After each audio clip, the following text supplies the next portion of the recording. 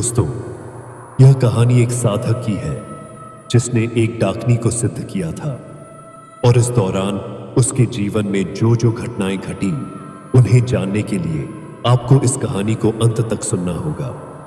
तो चलिए ज्यादा समय बर्बाद न करते हुए सुनते हैं आज की यह डरावनी कहानी। यह कहानी आज से 50 साल पहले की है, उत्तर प्रदेश के कटौला गांव की। वहां पर एक 25 साल का नौजवान लड़का था जिसका नाम राहुल था। वह एक संघर्षशील लड़का था जिसके जीवन में मुश्किलें ही मुश्किलें थीं। उसकी पढ़ाई लिखाई में कोई रुचि नहीं थी और घर की स्थिति भी बेहद खराब थी। उसके पिता, जो एक एक्सीडेंट में अपने दोनों पैर खो चुके थे, अब काम करने में असमर्थ थे। मां दूसरों के घरों में झाड़ू पोछा कर घर का खर्च चलाती थी। राहुल की बहन भी घर में बैठी थी क्योंकि आर्थिक स्थिति के कारण उसकी शादी नहीं हो पा रही थी। राहुल को अपनी घर की हालत देखकर बहुत दुख हो रहा था। दादी, वह चाहता था कि किसी भी तरह से वह कुछ ऐसा करे जिससे जल्दी पैसे कमा सके, पर उसे यह भी नहीं समझ में आ रहा था कि वह क्या करे। इसी दौरान गांव में एक अघोरी बाबा आते हैं जो दिखने में बेहद डरावने थे। उनकी बड़ी बड़ी दाढ़ी, गले में रुद्राक्ष की माला और पूरे शरीर पर भस्म लपेटे हुए थे।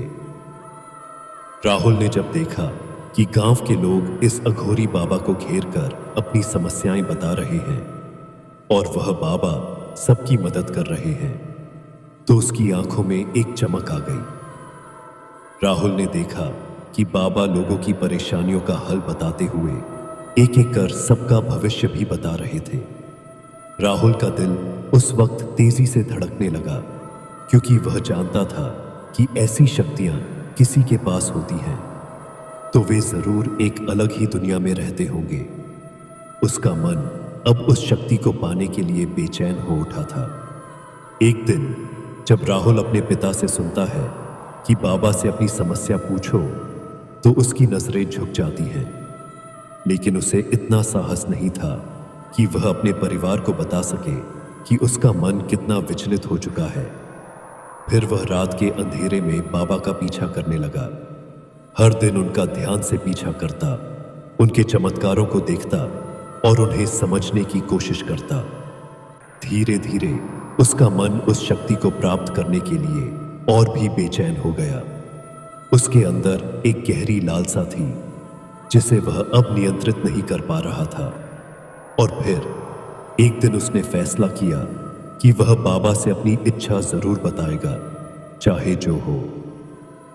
राहुल हिम्मत करके बाबा के पास जाता है और उनसे कहता है, बाबा, आज तक मैंने आपसे कुछ भी नहीं मांगा, लेकिन आज मैं आपसे एक चीज मांगना चाहता हूं। मुझे आपकी तरह ही सिद्धि चाहिए क्योंकि मैं अब और नहीं सह सकता। उसकी आवाज में एक दर्द था, एक कातरता थी, जैसे वह अपनी सारी उम्मीदें उस बाबा से जोड़ चुका हो। फिर उसने अपने घर की परेशानियों को बताया तो बाबा ने गहरी सांस ली और कहा, जो सिद्धि मैं प्राप्त करता हूं उसे पाना बेहद कठिन है। इसके लिए तुम्हें असीम साहस और दृढ़ निश्चय चाहिए। राहुल का दिल जैसे धड़कने लगा। वह पूरी तरह से बाबा की बातों में खो चुका था। उसने झुककर कहा, बाबा, मुझे आपकी सारी शर्तें मंजूर हैं, बस आप मुझे बताइए कि मुझे यह सिद्धि कैसे प्राप्त होगी। बाबा ने उसकी आंखों में एक विशेष नजर डाली, जैसे वह उसकी आत्मा तक देख पा रहे हो, और फिर कहा, जिस सिद्धि को तुम प्राप्त करना चाहते हो वह डाकनी साधना है। यह शब्द राहुल के भीतर गहरी हलचल मचा गए। वह जानता था कि यह रास्ता खतरों से भरा होगा, लेकिन उसकी आंखों में एक अजीब सी चमक थी, जैसे उसने किसी नई दुनिया का दरवाजा खोल दिया हो। अघोरी बाबा ने डाकनी साधना की विधि को विस्तार से समझाया और राहुल का ध्यान पूरी तरह से उनकी हर एक बात पर था। यह साधना चतुर्दश कृष्ण पक्ष की अर्धरात्रि से शुरू करनी होगी और तुम्हें शमशान या सुनसान जंगल में इसे करना होगा जहां कोई तुम्हें देख ना सके। सामग्री के रूप में तुम्हें मांस, मदिरा, नर कपाल, लाल पुष्प, कुमकुम, सरसों का तेल, नारियल का गोला, किसमिस, सूखे मेवे और लाल चंदन की माला चाहिए। तुम्हें इन सब का उपयोग करके एक घेरा बनाना होगा और सामने देवी की मूर्ति स्थापित कर पूजा करनी होगी। राहुल का दिल तेजी से धड़कने लगा। वह जानता था कि यह साधना साधारण नहीं थी। डाकनी की सिद्धि के बाद तुम भूत प्रेतों और पिशाचों को नियंत्रित कर सकते हो, लेकिन यह रास्ता आसान नहीं है। डाकनी पहले तुम्हें डराएगी, तुम्हारे आत्मविश्वास को परखेगी। बाबा ने चेतावनी दी। राहुल के मन में एक हलचल मच गई, लेकिन उसकी इच्छा शक्ति मजबूत थी और उसने निडर होकर कहा, बाबा, मैं तैयार हूं। मुझे आपकी सारी शर्तें मंजूर हैं। बस मुझे बताइए कि मुझे यह सिद्धि कैसे प्राप्त होगी। बाबा ने गहरी नजरों से राहुल को देखा, फिर कहा, तुम्हें यह सिद्धि पाने के लिए बहुत साहस और संयम चाहिए। यदि कभी तुम्हारी साधना भंग हो गई तो तुम्हें बहुत बड़ा नुकसान हो सकता है। तुम अपनी ताकत का प्रदर्शन नहीं कर सकते और सबसे महत्वपूर्ण बात यह है कि तुम्हें कभी क्रोध नहीं करना चाहिए, क्योंकि सच्चा साधक हमेशा अपने आंतरिक शक्तियों को दूसरों से छिपाकर रखता है। राहुल इन शब्दों को दिल में गहराई तक उतारता गया। उसका मन अडिग था। फिर बाबा ने कहा, यह साधना केवल 3 दिन की है और यदि तुम सफल हो गए तो डाकनी तुम्हारे सामने आकर तुम्हें यह सवाल पूछेगी कि तुम उसे किस रूप में प्राप्त करना चाहते हो, माता, बहन या प्रेमिका। तुम याद रखना, तुम्हें उसे केवल माता के रूप में ही सिद्ध करना होगा, तभी जाकर तुम्हें सिद्धि का सच्चा लाभ मिलेगा। राहुल का दिल जोर से धड़क रहा था, जैसे कोई डरावनी दुनिया उसके सामने खुलने वाली थी। उसने बाबा को धन्यवाद कहा और अपने घर वापस चला गया, लेकिन अब रात भर उसकी नींद उड़ी हुई थी। उसका मन केवल उस साधना में ही रमा हुआ था। धीरे धीरे वह सारी सामग्री इकट्ठा करने लगा, लेकिन एक चीज की कमी थी जो साधना के लिए सबसे जरूरी थी, नर कपाल। उसकी नजरें परेशान थीं। वह जानता था कि बिना इसे पाए वह यह साधना नहीं कर सकता था।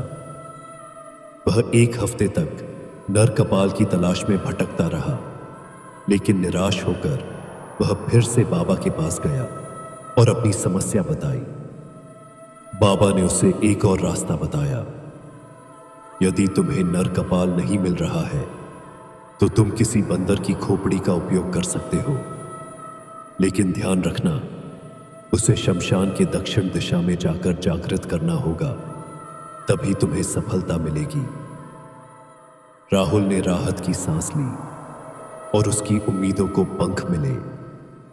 किसी तरह वह बंदर की खोपड़ी ढूंढने में सफल हुआ और उसे देखकर उसकी आंखों में एक चमक आ गई। यह उस राह का पहला कदम था जिसे अब वह पूरा करने के लिए हर हाल में तैयार था। अब उस कपाल को जागृत करने के लिए अघोरी बाबा ने एक खौफनाक मंत्र बताया और राहुल ने वह मंत्र जपते हुए कपाल को जागृत कर लिया। उसके बाद कृष्ण पक्ष की रात को वह एक सुनसान जंगल में गया, जहां कोई भी इंसान उसे देख ना सके। जैसे जैसे वह साधना में लीन हुआ, उसका मन पूरी तरह से बाबा की बातों में बसा था। शुरुआत में तो उसे कोई डर महसूस नहीं हुआ, लेकिन जैसे जैसे समय बीतता गया, उसके कानों में डरावनी आवाजें गूंजने लगीं और ऐसा लगने लगा जैसे आंधी और तूफान आ रहे हो। रुक रुक कर बारिश भी शुरू हो गई, जैसे आसमान भी उसकी साधना को चुनौती दे रहा हो। फिर अचानक जंगली जानवरों की आवाजें आईं और उसकी नसों में डर की लहर दौड़ गई। लेकिन उसने बाबा की बातों को याद किया और खुद को समझाया, तुझे घबराना नहीं है। उसकी आंखों में विश्वास और निश्चय था। वह साधना में डूबा रहा, लेकिन उसकी मानसिक स्थिति पर अब तनाव बढ़ने लगा था। तीसरी रात जैसे ही उसकी साधना पूरी होने वाली थी, उसे महसूस हुआ कि कोई उसके पास आकर उसके चारों ओर घूम रहा है। उसके कानों में किसी की डरावनी हंसी की आवाज गूंज रही थी, जैसे वह उसकी कमजोरी का फायदा उठाने की कोशिश कर रहा हो। लेकिन राहुल घबराया नहीं। उसकी आंखों में एक अद्भुत साहस था। उसने अपने मन को दृढ़ किया और साधना को पूरा किया। तभी उसके कानों में एक सख्त आवाज गूंजी, आंखें खोलो राहुल। जैसे ही उसने आंखें खोली, सामने एक भयावह औरत खड़ी थी, जो दिखने में काली जी जैसी लग रही थी। वह लंबी और डरावनी थी और उसके एक हाथ में एक पुरानी मोटी किताब थी। राहुल का दिल जैसे धड़कते धड़कते रुकने लगा। वह घबराया, लेकिन फिर भी उसने साहस जुटाकर उस औरत को प्रणाम किया। औरत ने उसे एक घातक मुस्कान दी और कहा, राहुल, तुमने मुझे सिद्ध कर लिया है। अब बताओ, तुम मुझे किस रूप में प्राप्त करना चाहते हो? राहुल का दिल तेजी से धड़क रहा था। उसकी सोच में हलचल मच गई। वह डरते हुए बोला, मुझे आपको माता के रूप में प्राप्त करना है, क्योंकि उसका दिल इतना मजबूत नहीं था कि वह उसे प्रेमिका के रूप में स्वीकार कर सकता। और फिर वह अघोरी बाबा की बातों को याद करता है, जिन्होंने कहा था कि डाकनी को केवल माता के रूप में ही सिद्ध करना होगा। इतना सुनते ही वह डाकनी जोर जोर से हंसी। उसकी हंसी में कोई भयानक शक्ति थी जो पूरी रात को हिला देती। ठीक है, डाकनी ने कहा, तुमने मुझे माता के रूप में सिद्ध कर लिया है। राहुल ने उत्सुकता से पूछा, माता, क्या आप मुझे वो सारी शक्तियां दे सकती हैं जो मैं चाहता हूं? डाकनी की हंसी और भी गहरी हो गई और उसने कहा, तुम्हें क्या चाहिए, मुझे बताओ। राहुल ने अपनी इच्छा जाहिर की। मुझे इस संसार के जितने भूत प्रेत पिशाच हैं, वे सभी मेरे अधीन हो जाएं और मेरी बात माने। डाकनी ने फिर एक भयानक हंसी के साथ कहा, इतनी आसानी से तुम यह सब नहीं पा सकते। तुम्हें और एक साधना करनी होगी। राहुल की आंखों में अब डर और उलझन दोनों थे। वह सोचने लगा, क्या अब और कोई साधना बची है? डाकनी ने मोटी सी किताब उसकी ओर बढ़ाते हुए कहा, तुम्हें 3 दिन की और साधना करनी होगी। यह साधना इतनी आसान नहीं होगी।